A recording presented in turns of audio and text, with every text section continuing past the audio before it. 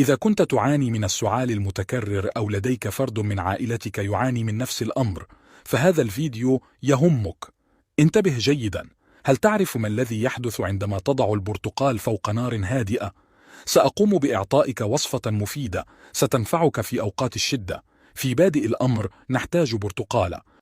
قم بتقطيعها إلى نصفين.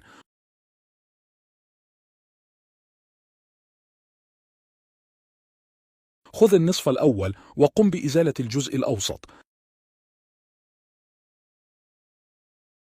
هذه الوصفة جيدة ومفيدة، وأنا متأكد أنك لم تكن تعرفها سابقا، وستقوم بشكري على هذا الفيديو.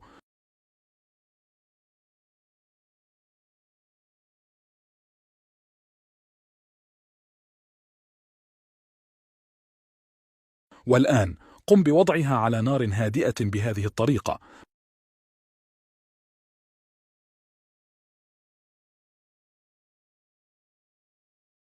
بعد دقيقتين أضف ربع ملعقة صغيرة من الملح، وإذا كان الأمر يتعلق بطفل أقل من 5 سنوات قلل من الملح.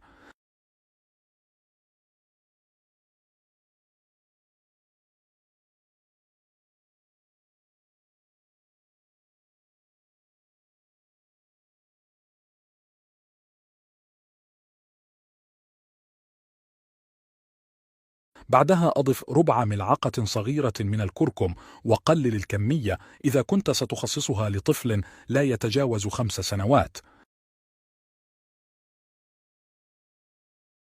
الكركم من أكثر الأعشاب الطبيعية التي لها فوائد صحية عديدة، خاصة في علاج السعال.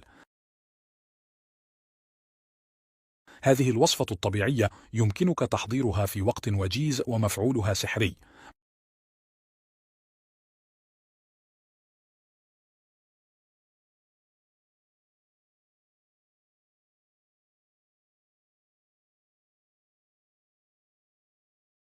الآن نقوم بوضع ملعقة صغيرة من العسل الطبيعي، ثم نقوم بعملية الخلط.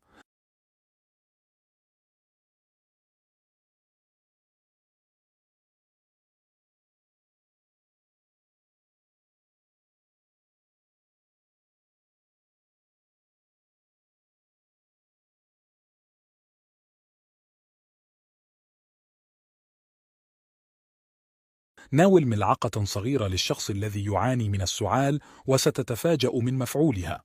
يساعد استخدام مزيج العسل والبرتقال والكركم في تهدئة الحلق والالتهاب الذي ينتج عن الإصابة بالكحة والتخلص منها. هذه نصيحتنا لهذا اليوم. دمت بخير وعافية.